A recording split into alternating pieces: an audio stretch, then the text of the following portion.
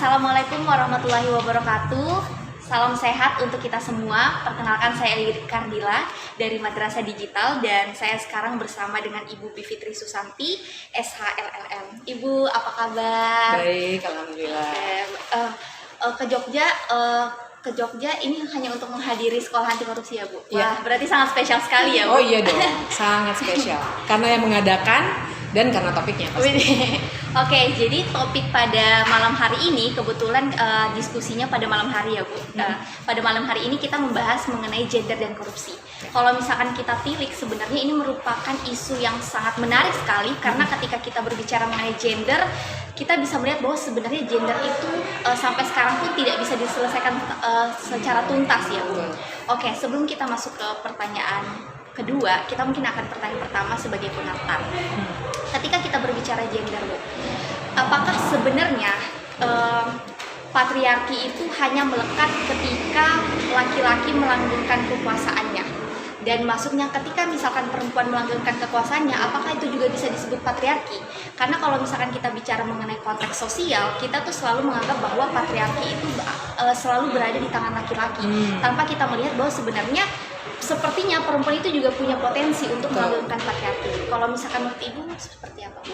Ya, kita memang masih membedakan antara patriarki sebagai kata itu sendiri dengan satu lagi sebenarnya istilah yang bisa digunakan, yaitu misoginis. Ya, jadi kalau patriarki kalau dari segi akar katanya memang akan melekat dengan laki-laki, tapi kita kan membicarakan budaya yang patriarkis gitu ya. Dan di dalam situ sebenarnya terkandung apa yang kita bisa sebut dengan misoginis itu, cara pandang yang menempatkan perempuan dalam situasi yang lemah gitu ya, yang tidak setara dengan laki-laki. Nah, sebenarnya di situ. Nah, kalau konteksnya itu, maka bisa saya konfirmasi bahwa cara pandang seperti itu tidak hanya dimiliki oleh laki-laki, tapi juga oleh perempuan. Dan ini terjadi justru saya kira kita jadi bisa melihat secara luas bagaimana patriarki ini sudah menjadi budaya. Jadi perempuan-perempuan seringkali juga punya pandangan misoginis karena ada internalisasi nilai bahwa perempuan itu memang perannya, kan sebenarnya ini konstruksi sosial. Kalau bedanya laki-laki sama perempuan kan cuma jenis kelamin ya dan segala turunannya, alat reproduksi dan lain sebagainya. Tapi peran-peran yang kita sebut dengan peran gender itu kan sebenarnya konstruksi sosial. Nah, ini sudah ditanamkan dari kita kecil. Dari sekolah, buku-buku sekolah itu kan ada perempuan itu selalu tugasnya domestik. Iya, benar. Ya kan? Ibu Budi pergi ke pasar ya, Bapak Budi pergi bekerja ke kantor gitu. Dari kecil bayangkan, sehingga di kepalanya banyak perempuan Indonesia juga terpatri bahwa tugas saya memang di rumah saja melayani laki-laki gitu, sehingga akhirnya makanya dia sudah menjadi budaya yang kemudian diterapkan dalam segala bidang, nggak hanya dalam konteks rumah tangga tapi juga terbawa ke ruang publik.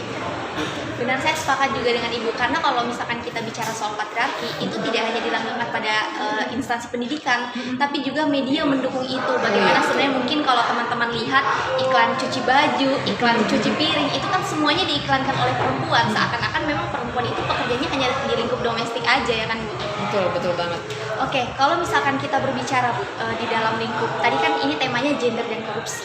Nah, apakah ketika misalkan kita ingin membebaskan sebuah negara dari korupsi, perempuan itu sangat amat harus untuk terjun di dalam politik, atau misalnya ada cara lain untuk perempuan bisa mengatasi korupsi tapi tidak di lingkup politik? Kalau kita mau bicara solusi yang sifatnya struktural, memang dibutuhkan. Dunia politik itu dibutuhkan karena disitulah kebijakan-kebijakan formal dihasilkan ya kan, dalam dunia politik, dalam pengambilan keputusan politiknya, sehingga kita memang membutuhkan perempuan-perempuan untuk masuk ke dunia politik. Makanya ada affirmative action ya, tindakan sementara saja sebenarnya supaya perempuan mengejar ketertinggalan di dunia politik. Tapi ini yang tadi juga keluar dalam diskusi nih, perempuan yang masuk dalam dunia politik juga harus menyadari bahwa dia sebenarnya maju ke dunia politik dengan beban ya, kalau saya boleh sebut, keterwakilan perempuannya. Jadi keterwakilan representasi itu sebenarnya secara konseptual adalah hadir mewakili orang yang tidak hadir, kan sebenarnya secara konseptual gitu. Wakil rakyat jumlah 575 orang anggota DPR dianggap mewakili 270 juta rakyat Indonesia. Sama, ketika perempuan dianggap representasi dari kelompok perempuan dan kepentingan-kepentingan perempuan supaya ada kesetaraan gender, maka orang itu, si perempuan itu sendiri harus punya kesadaran bahwa untuk dengan amanah itulah dia masuk dalam jabatan. Nah, masalahnya kalau kita mau, jadi kita nggak bisa secara simplistis bilang bahwa kalau dari segi kuantitas sudah memadai keterwakilan dari segi jumlahnya ya, jumlah perempuannya, maka sudah selesai persoalan-persoalan struktural itu. Karena kenyataannya cukup banyak representasi orang-orang yang berjenis kelamin perempuan tapi tidak menyadari bahwa ada amanah yang juga dia bawa gitu. Jadi saya bisa setuju bahwa kita butuh jumlah perempuan tapi tidak dari segi jumlahnya, tapi kualitas dia untuk merepresentasikan kepentingan-kepentingan untuk kesetaraan gender. Oke, berarti kalau misalkan kita bicara dalam lingkup struktural, otomatis kan perempuan dibutuhkan ya Bu. Nah, kalau misalkan kita berkaca seperti ini, kalau misalkan kita berkaca mengenai struktural, otomatis kan kita berbicara mengenai kesempatan. Sebenarnya di bagian apa sih Bu perjuangan perempuan itu berusaha untuk dikikis sehingga suara perempuan itu bisa dibungkam, dan maksudnya cara mengatasinya tuh harusnya seperti apa untuk misalkan saya dan teman-teman saya sebagai anak muda yang nantinya mungkin 2045 akan terjun juga ke dalam dunia politik. Oh, harus dong. Perempuan-perempuan berkualitas seperti teman-teman ini harus maju justru untuk membongkar itu. Dan penghalangnya adalah menurut saya dari lingkup yang paling kecil, tadi juga kami diskusikan di ruangan kelas bahwa dunia politik kita itu sangat maskulin.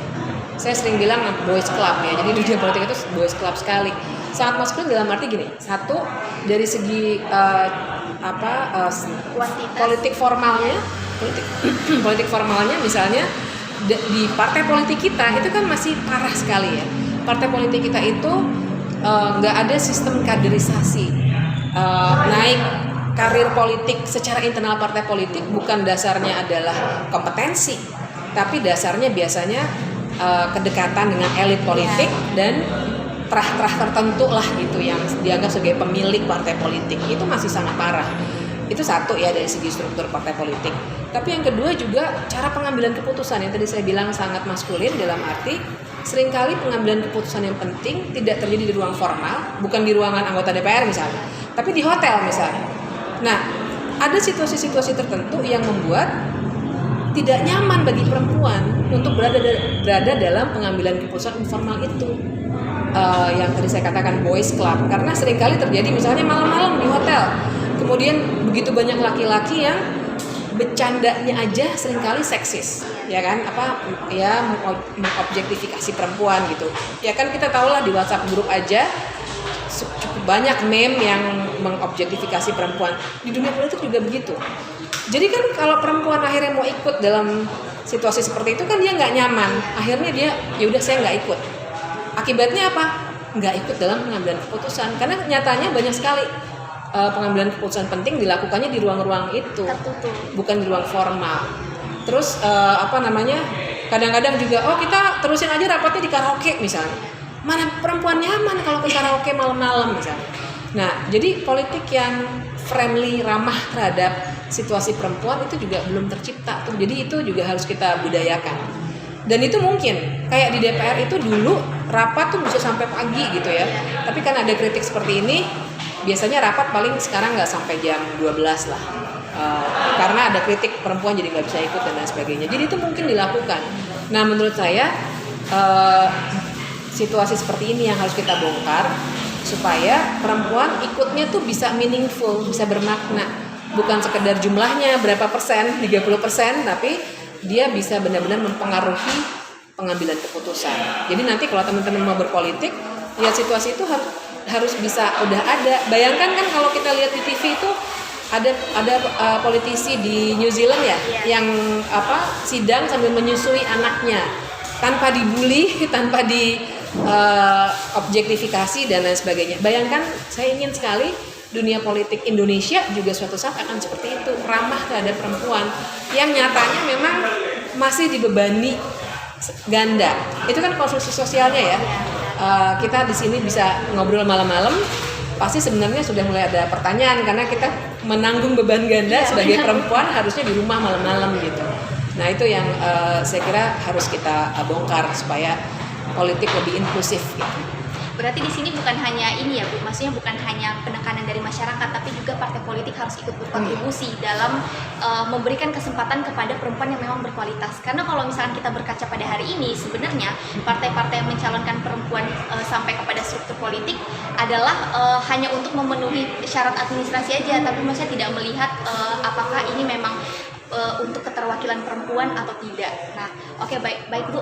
Pertanyaan terakhir Bu, kira-kira apa pesan Ibu untuk remaja atau misalnya perempuan-perempuan yang mungkin hari ini masih kuliah? Apa pesan Ibu untuk perempuan-perempuan hari ini agar bisa mau terjun ke politik? Karena kalau misalnya kita bicara politik kan banyak sekali asumsi yang mengatakan bahwa politik kotor, sehingga hal itu yang menyebabkan mengapa perempuan hari ini juga tidak mau untuk terjun ke politik. Pesan saya sih, selama perempuan-perempuan berkualitas seperti teman-teman ini menjauh dari dunia politik, maka dunia politik akan diisi oleh orang-orang yang tidak berkualitas. Akibatnya politik dan kebijakan pada umumnya di Indonesia akan semakin lama semakin buruk.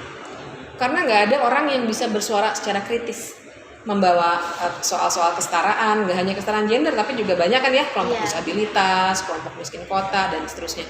Bayangkan bahwa kalau anak muda semuanya menjauh dari politik, itu yang isi generasi yang cara berpikirnya udah kuno, yang sangat konservatif, nggak ngerti soal gender dan lain sebagainya, jokesnya seksis sekali dan lain sebagainya. Kita biarkan mereka mengambil keputusan penting. Kalau saya melihat kalau itu yang terjadi, maka Indonesia itu nanti gelap sekali gitu. Jadi menurut saya jangan dijauhi gitu. Justru kita harus ganggu mereka, kita bongkar dari dalam. Jadi nanti kita akan jauh lebih, Indonesia gitu, dunia politiknya akan jauh lebih baik. Dan saya yakin suatu saat nanti kalau sudah inklusif, dunia politiknya sudah lebih baik, korupsi juga akan makin berkurang. Karena kita bicaranya kompetensi dan integritas, nggak bicara soal-soal siapa anaknya siapa, dekat dengan siapa. Baik Bu, terima kasih sudah bersedia untuk kami wawancarai. Jadi begitu teman-teman semua yang hari ini menonton video ini, bahwa sebenarnya ketika kita berbicara mengenai perempuan, otomatis kita jangan menjauhi politik, tapi kita harus ganggu sampai di sistem politik kita itu tercapai yang namanya integritas dan juga kualitas. Baik, saya Likardila dari Madrasah Digital. Terima kasih. Wassalamualaikum warahmatullahi wabarakatuh. Waalaikumsalam. Terima kasih Bu. Sama-sama, bagus sekali.